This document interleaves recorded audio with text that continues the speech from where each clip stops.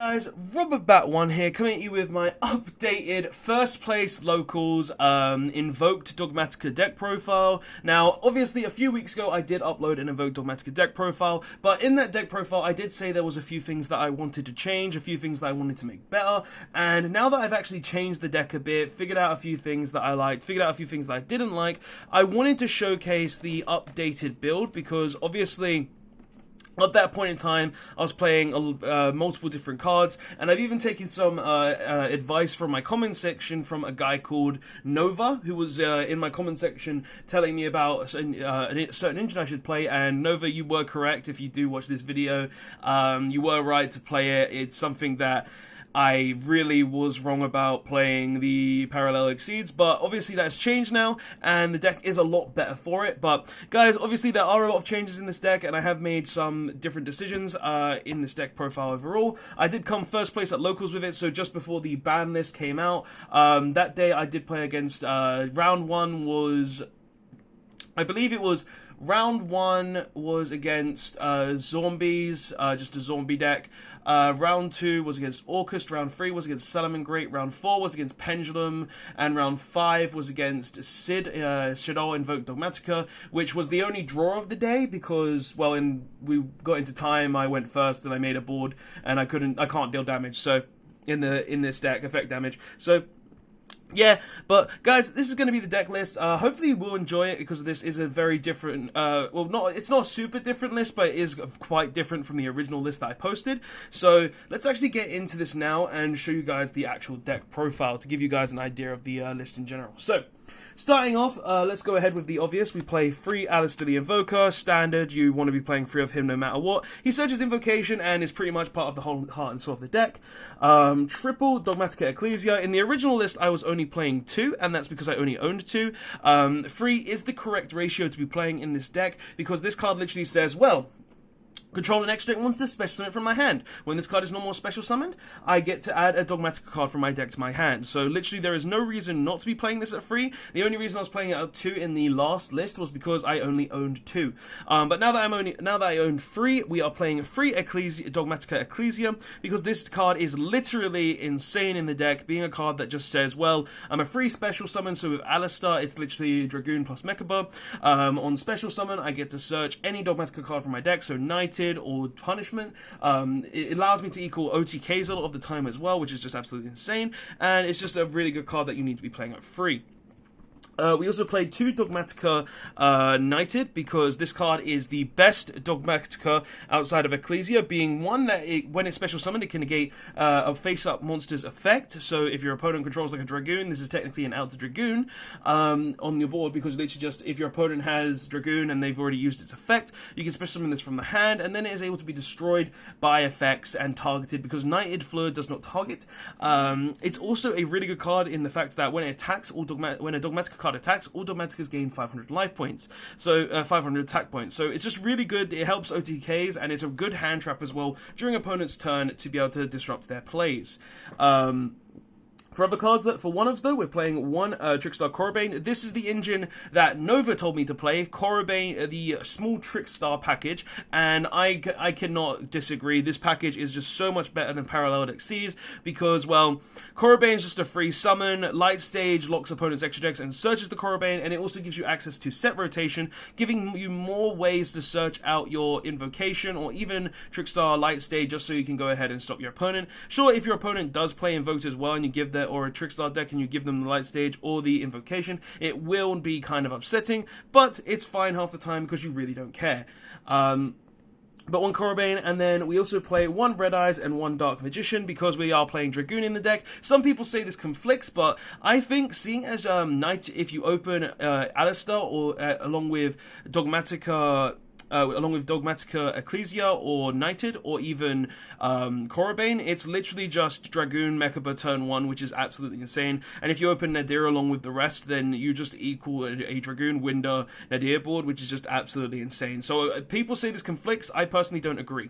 For hand traps, we're playing triple Ash Blossom and Joyous Springs and triple Effect Veiler. Now, originally I was playing Psyframe Gear Gamma, and honestly, guys, from testing Gamma and being even back in the day, day I said Gamma was a bad card. I'm back on the line of saying that Cyframe Gamma is a very bad hand trap still. I know I'll get a lot of flair in the comment sections below for this, but legit, I tested it for 3 weeks straight in multiple different decks, thinking, oh, this card is good, it's being played in multiple decks, I'll give it a second chance, it does have potential, but Cyframe Gear Gamma's biggest flaw is, after turn 1, you're not going to be able to utilize Gamma, because if you control a monster, the card is just going to be very dead. So I chose to cut the Gammas and just put in free Ash Blossom and free Effect Veiler. I personally like this hand trap ratio a lot more than Gamma, because, well, 1, it takes out a brick, 2, these cards are always usable, and 3, I can normal summon these and then Monster Reborn 1 back to go ahead and make Dragoons. So yeah, just little things there. But honestly, guys, in my testing, I feel like Gamma, it just isn't worth it, and playing stuff like Effect Veiler and Ash Blossom is just better, because these cards can stop combos just as well as Gamma, if not better. But that is all the monsters in the deck. Obviously, we're playing very standard monster ratio in theory. Like, we're playing 3 Alistair, which is just staple, 3 Ecclesia, which is pretty much staple, 2 Knighted. Really, it's up to most people if they want to play it. Korobane, Dark Magician, and then just hand traps. Now, obviously, something you might notice, guys, is Maximus isn't in the deck, and that is just something I've been thinking about recently, and being like, yes, Maximus is a really good card, in the fact that Maximus allows you to send 2 cards from your extra deck, so it could be like a Shadow Apocalone along with like an Omega or a Titan-clad Dragon, but you've got to remember, your opponent also gets to send cards from their extra deck to the graveyard, so if they're sending Unts to the graveyard, because of a lot of people actually anticipate Unts, Maximus's effect, then you're really just going to neg yourself at that point. So I felt like cutting Maximus altogether was a lot worth it, and I don't regret it at all, because obviously Maximus may be a good card, but the risk factor of the card is too high for me, and I feel like cutting it and playing just Knighted and Ecclesias is just a lot better. So yeah, no Maximus. I have said it a few times in other videos, but yeah, I've decided to fully cut out Maximus from the deck. Going into spells, though, we're playing 3 Magical Meltdown, obviously standard for Invoked, 3 Invocations, standard for Invoked, literally just going to your Invoked engine. 3 Nadir Servant, literally one of the more insane cards in the deck, being able to search out any Dogmatika card from your deck with less attack than an extra monster sent to the graveyard is absolutely insane, and just being able to send App Clone turn 1 to go ahead and search out a Shadow Schism to be able to go ahead and make window during your opponent's turn is absolutely insane, so you need to be playing this card at least 1. Well, at least 2, I would say, not at least 1. But 3 is the standard, and I would not play less than 3 with this card, because you want to see it in your opening hand, and yes, I rarely open the card, I'm not going to lie to people, but even still, the card is absolutely insane, and is definitely a free of in the deck.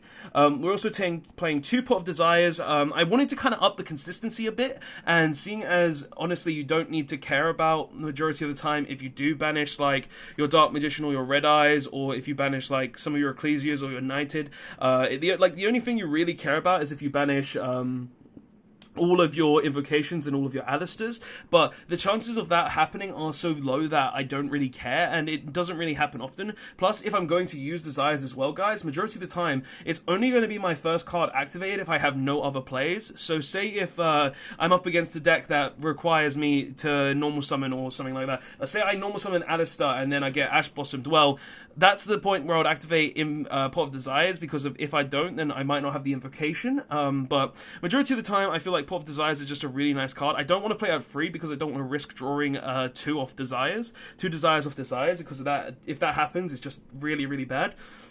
But I feel like 2 Desires is in the deck is just really nice to up the consistency. Sure, there is a risk factor to it, but honestly, the risk factor doesn't hurt too much, because majority of the time, it's going to be the last card I activate unless I really need it. But yeah.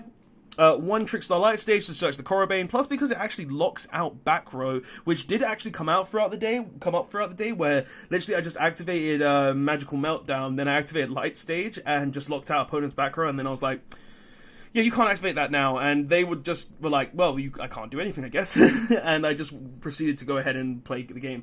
1 Set Rotation, because we are playing 2 full field spells in the deck, 1 is different. 1 Terraforming, to be able to search out any field spell from our deck. 1 Triple Tactical Talents, obviously, You should probably be playing more of this in the deck, but I only own one, and personally, I feel like one is enough. Like, I may say that as a person who only owns one, but looking at Tactical Talents as a card, the card is not really necessary in the deck half the time. It's mainly only in my deck for those really niche situations where, well, I don't have any other plays in my hand, my opponent's hand trapped me, or my opponent's activated an effect, so I can either just steal your monster and combo from there, or I'm just going to draw 2 cards to go even further. Or if it comes to a situation where, well, if my opponent has that one hand drop in hand and I can get rid of it, well, might as well do it and win the game there. So it's just like, it's a really strong card, but you only really need one in the deck. It's a card that doesn't always come up, but when it does come up, it's really strong. Plus, the only reason that I'm kind of reluctant to play more of this card is because if your opponent doesn't actually hand trap you, it's just a dead card in your hand, and sure, you can discard it with Mechaba, but some decks don't even play a lot of spells to justify it anyway, so it's just like, it's one of those cards that are really iffy, but it is really strong, and I would probably play 2 of this card if I did own a second, but I feel like 1 is more than enough as well. So yeah, just 1 Tactical Talents, 1 Red Eyes Fusion because, well, we're playing Red Eyes Dragoon in the deck, and then 1 Monster Reborn for the last spell, just because Monster Reborn says I revive any of my monsters. But yeah, going on to traps though, we do play the 3 Infinite Impermanence, just 3 more hand traps that are absolutely insane against pretty much any deck in the game right now, so we play 3 of those. 2 Dogmatika Punishment, because this card is absolutely insane. If you open a board where you literally just end on where you can't really end on Dragoons, and you have to activate Nadir to be able to get to the Ecclesia, you can literally just end on a board where you have like Punishment, Mechaba, and then this Punishment, Mechaba, Ecclesia, and then this card can just be a double pop, which is just absolutely insane. And even in late game, or if you don't really need to double pop, it's absolutely insane as well, just because you can be like, oh, activate this card, send a Titanclad, that way on my next turn I actually have a search for more Dogmatika cards to be able to play the game in a different fashion as well. So it's just a really nice card that is very versatile as well. And then the last trap card we actually play is 1 Shadow Schism, because the card is absolutely insane and allows us to summon Winter during our opponent's turn. So that's the main deck, guys. Obviously, the main deck is quite different from the original build. It's playing now 2 Ecclesia. I've completely cut the Parallel Exceed engine from the deck, and I've also chosen to make slight changes to some ratios, such as playing Pot of Desires, changing the hand traps, taking out Gamma completely, because I just really don't like the card. And I've just made some various changes there. But for extra deck, though, guys, we're obviously playing the 1 Nibiru token, because Nibiru is in the side deck. But for extra deck, we're playing the obvious Almirage and Secure Gardener package, because obviously that is standard for every Invoked deck. We also play 1 Predaplant Verde Anaconda because of it's just a standard because the Dragoon package. 1 Nightmare Unicorn because it can come up. It's not something that always comes up, but when it does come up, it is useful. 1 Access Code Talker because, well, I want to OTK my opponent, and this is something that can help me, and also can't be chained to negates. So yeah, 1 Side Frame Lord Omega. Now, even though we don't have a lot of ways to send cards from our extra deck to the graveyard, we still have 3 Nadir and 2 Punishment. So I want to be playing as many useful extra deck cards as possible. So I'm choosing to play Omega because it's just a card that can let me recycle an extra deck card such as Mechaba, or an extra deck card such as Purgatorio back into my extra deck to be able to use it again. So it's just really nice to have that kind of access as well. 1 Unce because Unce is pretty much the same thing. It destroys cards, it's great off punishment. 1 Titanclad Dragon because this card searches during the end phase. Purgatorio for OTKs. Funny story, on at Locals I actually managed to OTK someone in my draw match with just a Purgatorio, because my opponent had a Construct, an Ecclesia, and a Knighted on board. They weren't boosted, and I literally just summoned Purgatorio, dropped 3 Alistar, and OTK'd them with 3 Alistar and Purgatorio, and it was just absolutely hilarious. But yeah, funny story, drew 3 Alistar. But yeah, 2 Mechaba, because Mechaba is one of the more insane extra deck monsters you want. If I could play 3, I'd probably play 3. But it's just like space in this extra deck is kind of tight as well, so I choose to play 2. 1 Winder because we summon it off the Schism, 1 App Cologne because we send it off the Nadir, 1 Construct because we can technically make it as a second Schism target, and it allows us to get over special summon monsters, which is really nice, and then 1 Dragoons because Dragoons is just absolutely insane. Now, Obviously, guys, there are some changes you could make to this extra deck, such as maybe cutting the Omega for either a second Unce or the extra deck fusion invokes card. But literally, I've just been testing this deck, and I feel like Omega does come up quite a few times with Nadir, so I felt like to play Omega more.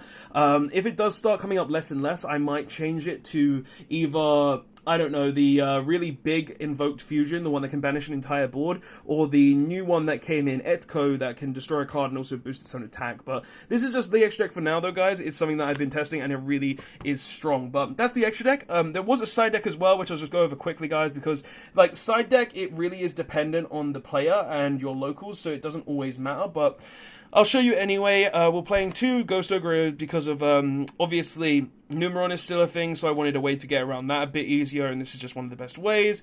3 Nibiru for combo decks, because combo decks are insane, and I wanted a way to out it. 3 Dark Rule No More for combo decks, because I can actually just clear a board with 1 Purgatorio. 3 Lightning Storm, because of back row decks can go to hell.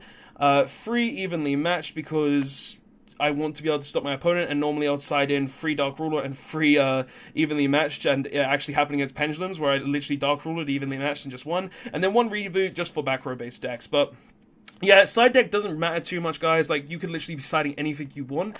It really just depends on your personal preference. But, guys, that is the actual deck profile, though. Obviously, this is my variant of the deck. There are a lot of things that you could potentially change in here, such as the extra deck, such as the main deck. You could be playing more Dogmatic cards. You could play Maximus. You could be change the extra deck slightly, maybe cut the Construct and the Omega for more invoked fusions. But right now, this is just the build that I'm personally playing and really enjoying. So, please tell me your thoughts of it in the comments section below. But guys, that's the video. Don't forget to like, comment, subscribe. I hope you enjoyed the video, and I will see you guys in the next one, because, well, this is my Invoked Dogmatika, and I do kind of want to play Sid again. I want to play Shadow Invoked Dogmatika again, because I really do prefer that kind of build. But nonetheless, this is still a really fun build to play, and I really did enjoy playing it. So guys, thank you so much for watching. Don't forget to like, comment, subscribe. Tell me what your thoughts are on this new list of my Invoked Dogmatika list. This is also post-ban list, guys, so if you wanted to play this, you can with no issues whatsoever.